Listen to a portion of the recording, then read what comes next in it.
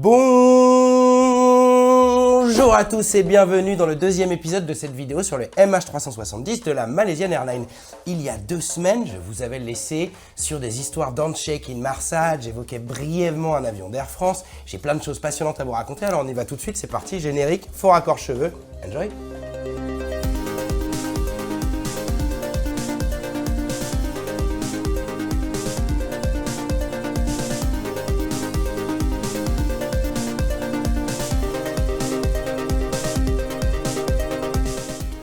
On arrive au moment où les nerds entrent vraiment en scène. Alors, ils étaient déjà partout dans cette histoire parce que ça fait très longtemps que l'aviation, c'est plus une histoire de mecs avec des blousons de cuir, lunettes Macron, tout ça. Non, l'aviation, c'est un monde de geeks. Chemisette rose, lunettes pour tous. Un avion, c'est 3 millions de pièces, c'est 200 millions de câbles. Chaque système est doublé, triplé, quadruplé, chaque bouton est pensé par des dizaines de gars, un satellite, j'en parle même pas. Et donc le grand jeu, ça va être de regarder dans tous ces milliers de dispositifs s'il n'y a pas quelque part un petit indice qui va permettre de retrouver notre avion. Et c'est évidemment ce que vont faire tous les nerds de notre histoire. J'ai noté tous les nerds de la guerre, bravo.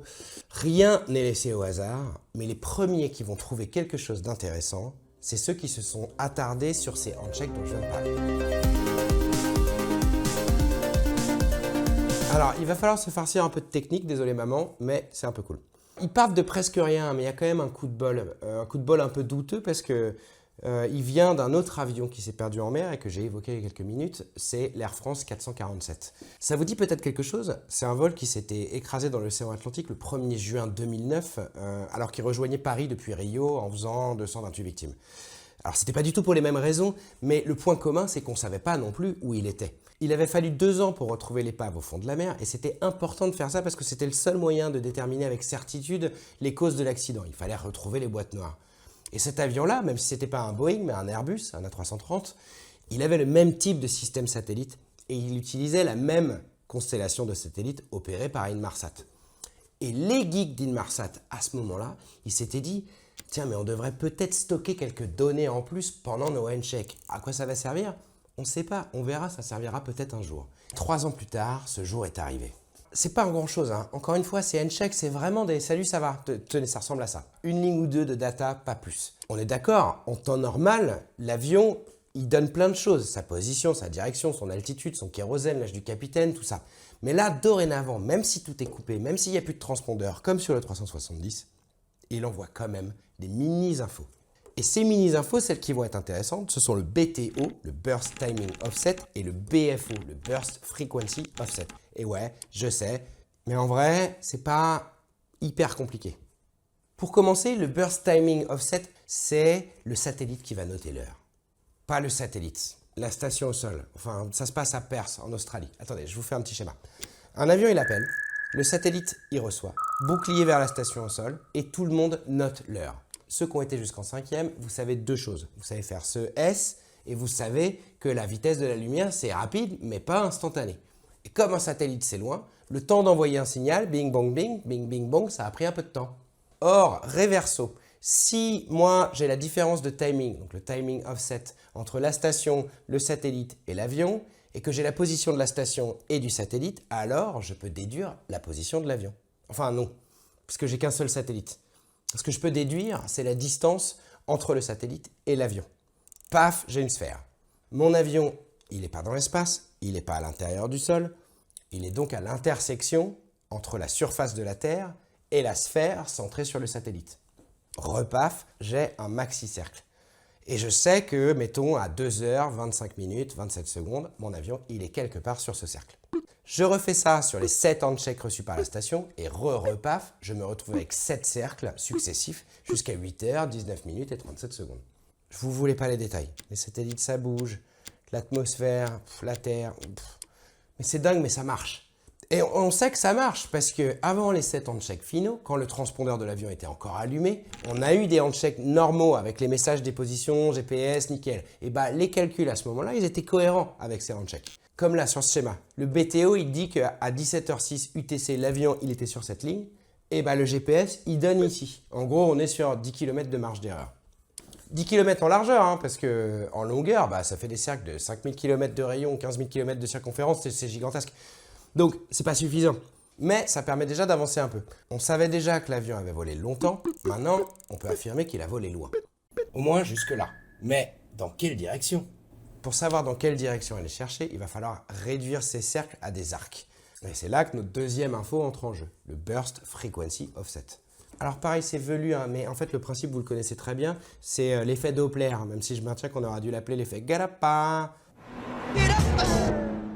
Voilà, c'est le phénomène qui fait qu'une onde change de fréquence dépendant de si celui qui l'émet s'éloigne ou se rapproche de nous. Si vous êtes parisien, je vous invite à ouvrir la fenêtre et à écouter les ronronnements des T-Max. Appliqué à notre coucou, le système d'Inmarsat, il note cette différence de fréquence, le BFO, à chaque handshake. Et c'est là qu'entre en scène un Pokémon, Space Scientist Duncan Steele. Sacré perso. Duncan Steele, il est astrophysicien et il ne se prend pas pour de la merde. C'est vrai que Duncan Steele a découvert 12 planètes, alors que perso j'ai découvert 0 planète. Mais en général, la convention c'est que quand on découvre une planète, on lui donne un nom d'un artiste, un nom d'un écrivain, une montagne sacrée, un philosophe, quelque chose de bien. Duncan, non. Duncan, ces planètes, il les a refilées à son gamin, son autre gamin, sa petite sœur, sa grande sœur, son frère, sa mère, son père et 2 physiciens quand même. Ah oui, et puis il en a une autre à son nom, 4713 Steele. Duncan s'aime beaucoup. D'ailleurs, il explique sur son site « On dit de moi que je suis un scientifique adaptable et accompli ». Ce que Duncan ne dit pas, c'est que bon, il a fait un an de bracelet électronique parce qu'il avait cambriolé chez son ex pour aller voler des nudes sur son ordinateur. Mais ça, c'est pas dans sa bio. Anyway, entre deux dingueries, Duncan Steele est quand même celui qui s'est farci les calculs compliqués qui permettent de combiner ce principe relativement simple de l'effet Doppler avec le parpaing de la réalité. Et le 5 avril 2014, il nous pond un dock qui va permettre de réduire ces ronds géants en arc un peu moins géant et nous donner la direction de l'avion. Petite précision, ce bidule de fréquence Doppler, il est symétrique, c'est-à-dire qu'il donne 2 sets de 7 arcs de cercle. Ça, c'était pas facile à dire. Tous ces calculs, ils peuvent très bien dire que l'avion est parti vers le nord ou vers le sud. Évidemment, les fous des internets ont sauté sur l'occasion pour nous expliquer que l'avion était parti vers le nord, vers la Chine, et que c'était la faute des communistes et qu'il fallait mettre Sandrine Rousseau en garde à vue. Mais en fait, ça tient pas. S'il était passé par là, il aurait dû passer par-dessus l'Inde, le Bangladesh, le Népal, il y aurait eu plein de contacts radars, il y aurait eu des témoins. En fait, soit tu mets un demi-milliard de personnes dans la confidence et il est effectivement parti vers le nord, soit c'est pas là. En réalité, il n'y a plus de doute. Le MH370 est parti vers le sud et il s'est abîmé quelque part dans l'océan Indien. Il n'y a plus qu'à aller chercher. On est maintenant fin mars 2014 et ça, c'est l'océan Indien. Mais il faut que je vous explique un truc sur le quartier. Regardez, là, il y a des trucs. Là, il y a plein de trucs. Là, il y a un peu moins de trucs, mais il y a quand même des trucs. Et là, il y a air. Il y a vraiment que dalle. T'as l'Australie à 3000 bornes par là. De l'autre côté, les îles les plus proches, c'est tout là-bas. C'est inhabité, à part quelques nerds de variété, j'adore les cailloux. Et non seulement il n'y a rien, mais même les avions, ils passent pas par là. Quand tu fais États-Unis-Asie, tu peux passer par le pôle Nord, mais il n'y a aucune route qui t'amène au sud de l'océan Indien. Même les bateaux, on oublie, il n'y a aucun porte-container plein de Temu qui vient se paumer par ici. Et en plus de ça, il fait hyper froid, la mer elle est super dangereuse, il y a des grosses tempêtes, il y a des creux de 20 mètres, il y a des icebergs, et ça fait 4000 mètres de profondeur, des fosses à 6000. C'est un bordel. Et nous, on doit retrouver un avion qui est venu se perdre là, tout feu éteint, tout seul, et qui s'est probablement abîmé au fond de l'eau il y a 2 semaines. Heureusement, il y a les geeks. Et il va falloir des geeks. Parce que 1, voilà. 2, c'est pressé. Pourquoi c'est pressé? À cause des ULB, pardi. Je pense pas que je vais vous apprendre grand-chose. Mais on s'est rendu compte assez tôt que de temps en temps, les avions, ça volait mal. Et quand ça vole mal, le mieux, c'est de comprendre pourquoi. Alors, on a inventé les boîtes noires. Ça a pris quelques dizaines d'années, mais depuis les années 70 et l'arrivée du jet age, c'est vraiment standard dans les avions. De nos jours, n'importe quel avion de ligne, Airbus, Boeing, a 2 boîtes noires orange qui sont scotchées à l'arrière de l'appareil, parce que c'est là où elles ont le plus de chances de ne pas être abîmées en cas de crash. Il y en a une qui enregistre tout ce qui se dit dans le cockpit pendant une demi-heure, ça c'est le CVR, et une autre qui enregistre tout un tas de paramètres de vol, altitude, vitesse, tout ça, ça c'est le FDR. Et puis alors ces trucs-là, ils sont indestructibles, hein. Ça résiste à des chocs pas possibles, ça résiste au feu, au gel, à la flotte, ce que tu veux. Dans 99,9% des cas, les boîtes noires elles vont permettre de déterminer avec précision les causes d'un accident. Mais elles sont avec l'avion, au fond de l'eau. Heureusement, les lunettes ont pensé à tout. C'est là qu'interviennent les ULB. Accrochés sur les boîtes noires et ailleurs dans l'avion, en rab, il y a 4 petits appareils qu'on appelle les ULB. C'est pas très gros, hein, ça ressemble à un carton de rouleau de sopalin. Et ces ULB, quand ils se retrouvent sous l'eau, ils se mettent à faire bip bip très fort en ultrasons. En ultrasons parce que ça traverse très bien l'eau. Et ça permet de les retrouver facilement. Sauf que les batteries de ces appareils, elles durent que 30 jours. C'est-à-dire qu'elles seront mortes dans 1 semaine ou 2. Et il faut être à maximum 3-4 km pour détecter les pings. Il va falloir trouver des potes chez les Zora. Vous vous rappelez des Australiens? Comme c'est les plus proches, qui sont bien équipés et que c'est les seuls à connaître vaguement ce point-là, ce sont eux, le AMSA, qui vont prendre en charge les recherches en mer. Le 17 mars, on envoie tout ce qu'on a pour essayer de gagner cette course contre la montre. À commencer par des avions pour essayer de repérer les débris qui flotteraient, des satellites d'imagerie chinois, américains, européens qui quadrillent la zone, et puis des bateaux. Genre ce bateau de dingo, le ADV Ocean Shield, équipé pour détecter les pings des ULB, qui va être rejoint par le Haishun 01 chinois, le HMS Echo anglais. Mais même avec tout ce dispositif, tout le monde sait très bien qu'ils n'ont vraiment pas beaucoup de chances de trouver, simplement parce que la zone est gigantesque. Cette course contre la montre qui se joue en mer se joue aussi sur Terre, en faisant appel à tout un tas de paires de lunettes différentes. Le but, c'est d'affiner un maximum les projections pour pouvoir réduire la zone de recherche. Comment? Eh bien, plein de trucs. Je vous fais ça un peu en vrac. Geek Saver Simulator. En repérant les données établies par les contacts satellites, on fait des tonnes de simulations de vol. On prend en compte les capacités du Boeing 777, donc sa quantité de carburant, son poids au décollage, les vents dans la zone du matin du 8 mars, ce qui permet par exemple de déterminer la distance maximum qu'a pu parcourir l'avion qu'on voit sur ce schéma. Étant donné qu'on sait que le vol a franchi 7 arcs lors du 7e long check et qu'il ne peut pas avoir été plus loin que cette ligne-là avant l'extinction de ses moteurs, il a dû s'écraser quelque part autour de cette zone. C'est toujours gigantesque comme zone, hein. Regardez par rapport à l'Australie. Ensuite, nerf de goût, vaguelette. À chaque jour qui passe, les débris dérivent un petit peu. En suivant l'évolution des courants, on peut orienter les recherches. Je me répète, mais ça c'est la taille de l'Europe. Et puis, le 7 avril arrive et repart sans que personne ait trouvé quoi que ce soit de convaincant. Les ULB, c'est foutu. Histoire de ne pas se tourner les pouces, pendant qu'il y en a qui font des calculs de vol et d'autres qui font flotter les canards, les équipes en mer, elles passent déjà à l'étape suivante. Scanner le fond de la mer. Détente.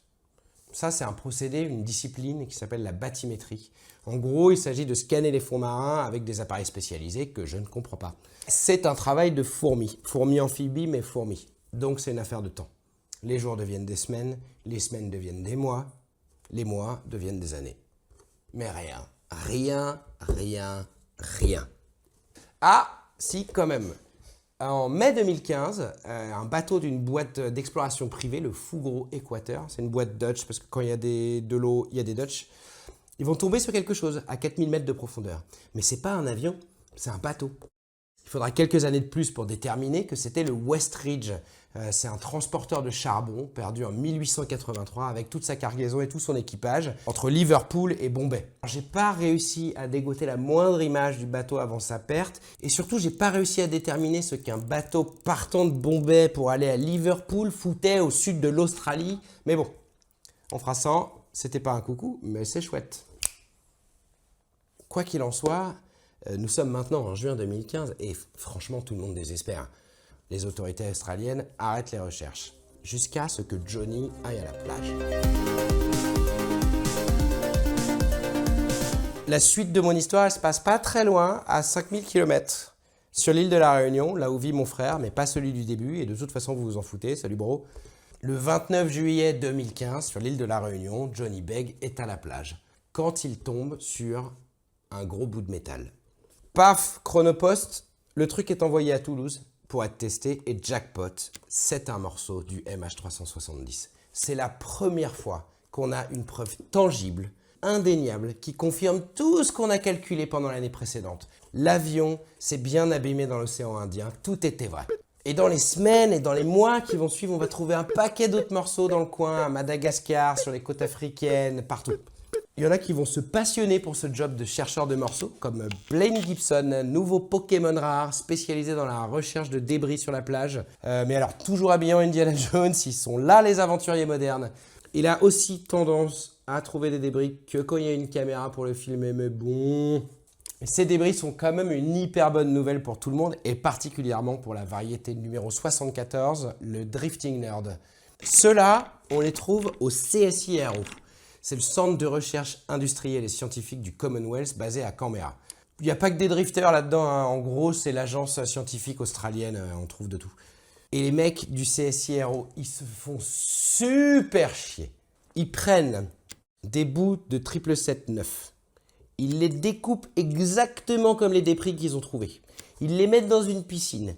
Ils regardent comment ils flottent. Ils regardent comment le soleil chauffe un côté et pas l'autre pour voir s'ils dérivent correctement. Ensuite, ils vont prendre tous ces petits calculs. Ils vont aller au sud de la Tasmanie avec leur bidule dans l'eau pour voir s'ils dérivent bien comme les modèles qu'ils ont calculés. Même si je suspecte que ce soit surtout pour pouvoir aller sur cette plage où ils ont fait leur test.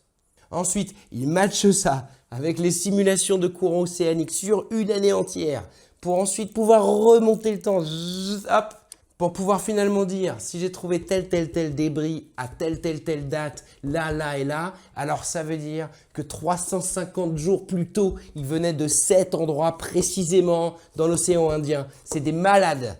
Et comme souvent avec le travail académique, d'autres personnes vont pouvoir s'appuyer sur leurs résultats pour produire de nouveaux papiers, notamment Bobby et Victor qui vont jusqu'à compter le nombre de crustacés sur les débris pour déterminer la température des eaux par lesquelles les débris en question sont passés et encore affiner le modèle. C'est des tarés. Voilà, on a une nouvelle zone de recherche, c'est reparti, faites péter les bateaux.